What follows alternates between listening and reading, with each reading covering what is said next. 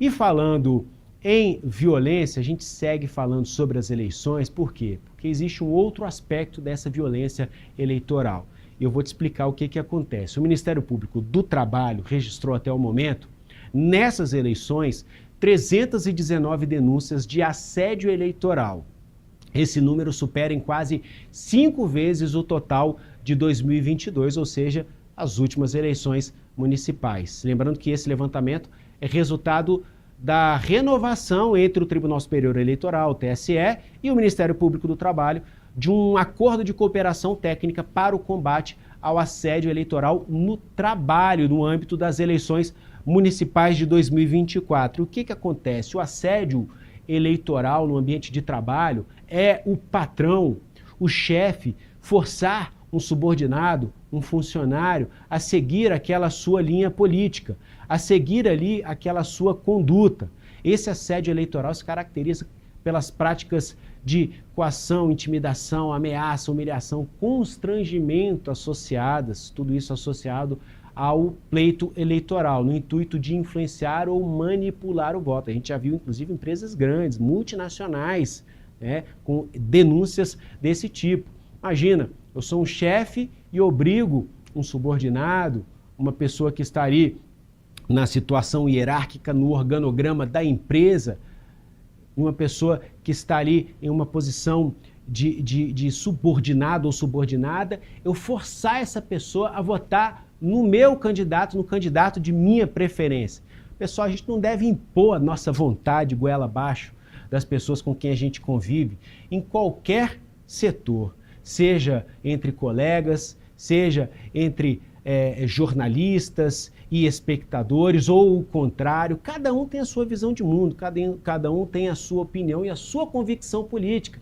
Atrás daquela cabine que você observa ali, ocorre o voto, e o voto é secreto. Cada um vota de acordo com as suas convicções pessoais, com a sua ideologia, com as suas convicções ideológicas religiosas. Então, é isso que acontece. Assédio eleitoral é esse ato de influenciar ou manipular o voto, o apoio, a orientação ou a manifestação política de trabalhadoras, trabalhadores no local de trabalho ou em situações relacionadas ao trabalho. Para denunciar casos de assédio eleitoral, o TSE disponibilizou na página das eleições 2024 um link com redirecionamento automático para o portal do Ministério Público do Trabalho, onde ocorrem ali os registros dessas denúncias, e após o registro no MPT, Ministério Público do Trabalho, as denúncias podem ser encaminhadas ao Ministério Público Eleitoral, e aí sim para fins de apuração de crimes e infrações de cunho eleitoral.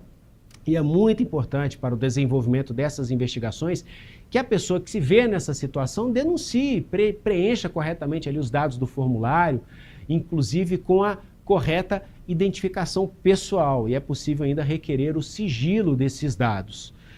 Este é o assunto que a gente vai abordar a partir de agora com Michele Heringer, que é especialista em gestão pública e se conecta com a gente aqui. Michele, muito bem-vinda, bom dia, obrigado por aceitar o nosso convite para esse bate-papo. Muito obrigada, Jesus. É um prazer enorme estar aqui. Bom dia a todos que nos acompanham aqui no SBT News. Tentando entender aqui por que 5 vezes mais denúncias de assédio eleitoral neste ano em comparação com 2022. Eu sei que a eleição municipal ela tem uma particularidade, ela tem mais contato humano, mais o olho no olho, mais a distribuição ali de panfletos de mão em mão, e uma eleição como a que acontece em 2022, que é a eleição para governador, deputado federal, deputado estadual, deputado distrital, aqui no caso do Distrito Federal, presidente da República, as campanhas têm uma outra dinâmica, não tem tanto esse corpo a corpo, tanto esse olho no olho. Isso justifica essa diferença de 5 vezes mais denúncias de assédio eleitoral agora em 2024 em comparação de 2022, ou há outros fatores também? Olha, é essencial colocar que esse fator é um dos fatores que contribui para esse aumento do número de denúncias, mas eu acredito também, como especialista, que a divulgação, o conhecimento, a informação, o posicionamento próprio do Superior Tribunal Eleitoral com relação a essas práticas de assédio eleitoral trazem a possibilidade de que as pessoas se reconheçam em situações de constrangimento, de ameaça, de proibição ou qualquer situação de vulnerabilidade em que, diante de um poder hierárquico que está presente, ela se sinta constrangida ou coagida a direcionar seu voto para determinado candidato. Então, acredito que seja uma questão que envolve outros fatores, a gente sabe da capilaridade, né, dessas eleições municipais, mas, de qualquer sorte, eu acredito muito sobre a informação e a divulgação dos canais de denúncia, nesse momento, são cruciais para que as pessoas possam identificar as situações e levar ao conhecimento das autoridades para apuração. Você desse alguns exemplos práticos de assédio eleitoral. Olha, eu tenho inúmeros aqui para listar para você, mas proibições, ameaças, coações do tipo a empresa vai fechar se determinado candidato não ganhar as eleições, algum tipo de violência física ou psicológica, promessas de promoção em razão do candidato ser eleito. E, assim, historicamente, o assédio eleitoral estava presente nas relações no serviço público, mas a gente está vendo isso, né, aumentar muito na iniciativa privada.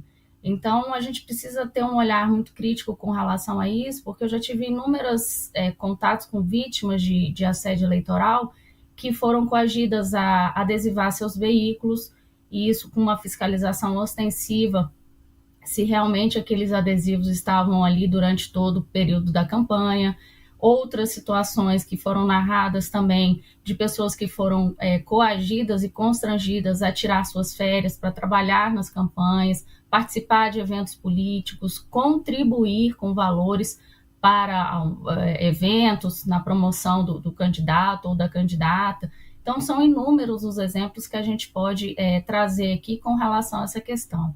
O cerne realmente do fato que a gente precisa analisar é o constrangimento, é a coação, é a intimidação, já que o voto ele é livre, secreto e garantido pela Constituição Federal. Esse é o bem tutelado quando a gente fala sobre o assédio eleitoral.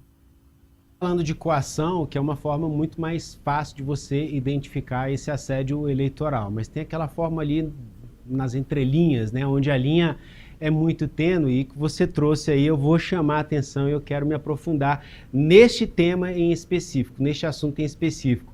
É aquela seguinte situação, o patrão ali, ou o chefe, o gerente, ele diz, olha, se esse candidato aqui ganhar, o adversário, enfim, esse candidato que nós não queremos, ele vai se voltar contra a nossa empresa, ele vai tornar a nossa vida aqui um inferno, ele vai tirar todos os recursos, porque ele domina ali os recursos, a gente presta serviço para o Estado, para aquela prefeitura, então pode ser que isso seja ruim para nós lá na frente. Isso caracteriza, então, um assédio eleitoral. Com certeza. A partir do momento em que a pessoa, de alguma maneira, numa situação de vulnerabilidade, tem uma fala de um chefe, de um superior hierárquico, no sentido de que o seu próprio emprego, em razão do fechamento da empresa ou da finalização de alguns contratos, ou de não ter a possibilidade de novas contratações, ela se sente na obrigação de, então, votar naquele candidato, não pela convicção política que ela tenha ou por acreditar que aquele programa político apresentado por aquele candidato ou aquela candidata seja realmente, de fato, o que vai fazer a diferença para a população e para ele e sua família. Então, o assédio eleitoral, essa linha ela é muito tênue nesse sentido, porque passa da normalidade. Uma coisa é a gente falar sobre programas políticos, programas de campanha, a gente discutir ideias. Outro é a gente votar porque a gente tem receio de, inclusive, ter um impacto com relação ao nosso vínculo empregatício. Então, toda vez que tiver presente uma coação, um constrangimento, algo que de fato te mobilize no sentido do medo, do temor, gera um trauma e, em razão disso, a pessoa assume um posicionamento político votando não mais por acreditar, mas por entender que aquela é a única opção que ela tem para continuar trabalhando. Então, toda vez que a gente tiver essa coação, esse estado de medo, esse constrangimento, ainda que não seja tão direto, não seja verbalizado dessa forma, a gente tem as microagressões, a gente tem falas que podem parecer inocentes, inofensivas. Então, a gente precisa realmente estar muito atento com relação ao que está acontecendo no nosso ambiente de trabalho e de que forma isso está sendo conduzido. E hoje o brasileiro está mais atento a isso. A gente pode concluir nesse sentido.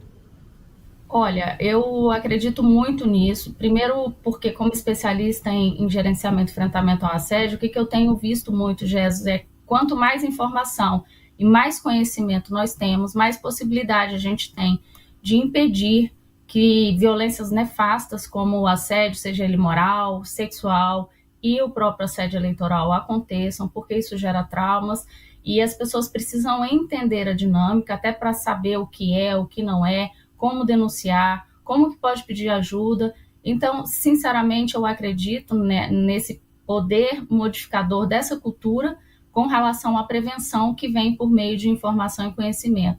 Então, os órgãos estão se posicionando nesse sentido, divulgando, existem cartilhas que podem ser facilmente acessadas.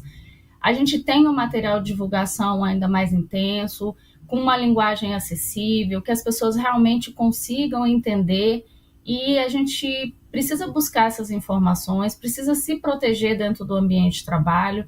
É importante que a gente consiga, numa rede de mobilização, de apoio, se proteger.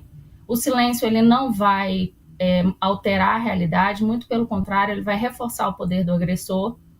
E nesse aspecto a gente precisa, então, corrigir algo que é comportamental, historicamente conhecido e que, se não for feito nada, vai se agravar cada vez mais, porque a gente está vendo um aumento do número de denúncias.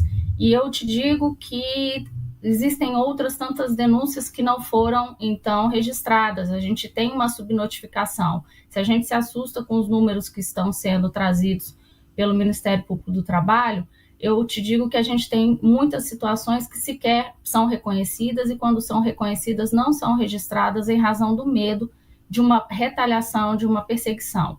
Então, isso não interrompe essa cultura e a gente não vai conseguir alterar essa realidade se a gente não tiver informações. Eu acredito sinceramente que hoje a gente está fazendo um trabalho mais intenso com relação a isso, e é possível, sim, trabalhar isso dentro do serviço público, a administração pública, a iniciativa privada, para que a gente entenda que a proteção para as pessoas é o meio adequado para garantir um ambiente de trabalho seguro, saudável e inclusivo. Serviço público é complicado, hein, Michele? Porque muitos cargos políticos ali, imagina, você foi colocado, indicado ali por uma pessoa de um determinado partido, vai que você expõe ali que não vai votar em uma pessoa daquele mesmo lado ali do espectro político, hein? Isso é uma realidade, como eu falei, historicamente o assédio eleitoral ele se deu, né, no serviço público, e isso ainda é de fato uma situação que precisa ser vista. Os cargos comissionados, essa vulnerabilidade desse vínculo, né, de livre nomeação e livre exoneração, mesmo que o servidor seja efetivo, muitas vezes ele se sente coagido, mas a gente precisa avançar nessa discussão. Eu acredito que hoje, tendo o assédio eleitoral como um crime, tendo as possibilidades dos meios de prova, como uma captura de imagem ambiental, uma gravação de áudio, a gente facilita ainda mais as pessoas a fazerem essas denúncias, e isso fortalece esse processo de construção de uma mudança de uma realidade que a gente sabe que existe, mas que ainda não está sendo tratada com a devida importância. Então, o que eu percebo muito, e é uma dificuldade que a gente identifica com relação ao assédio, são os meios de prova. E a gente pode provar, como eu disse, por imagem, por áudio, por fotos, por testemunhas, a gente realmente perder esse medo, porque ele não vai proteger. Hoje eu passo por isso, amanhã outras pessoas vão passar em razão do meu silêncio, e isso vai perpetrar uma conduta que vai sendo normalizada e se tornando muitas vezes indiferente. Faz parte desse processo? Não faz parte. As pessoas têm que se sentirem livres, se sentirem confortáveis para desempenhar o seu trabalho e também fazer a opção por candidato A, B ou C. Então, dentro dessa perspectiva no serviço público, essa realidade ela é presente, mas eu acredito que uma mobilização do coletivo pode sim, gradativamente ir alterando, e esses números, então, vão diminuindo, ou as denúncias que forem registradas vão sendo concluídas pela ocorrência ou não de determinado fato que aconteceu. Michele Heringer, especialista em gestão pública, falando sobre assédio eleitoral. Agradeço demais pela participação. Até a próxima. Muito obrigada. Até a próxima.